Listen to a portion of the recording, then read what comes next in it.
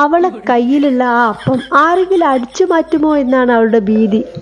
എവിടെയാണ് ആ അപ്പം വെക്കേണ്ടതെന്നാണ് അവൾ സ്ഥലം തിരയുന്നത്. ആ അപ്പത്തിന്റെ പുറകെയാണെങ്കിൽ ഒരാൾ ഉണ്ട് താനും.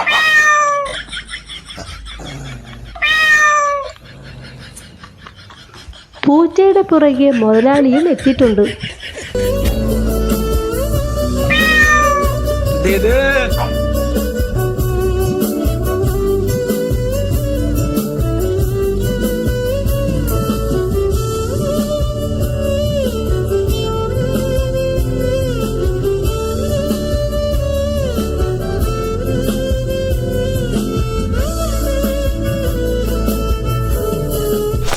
അതാ അപ്പത്തിന്റെ പകുതി കഷ്ണം പോയി.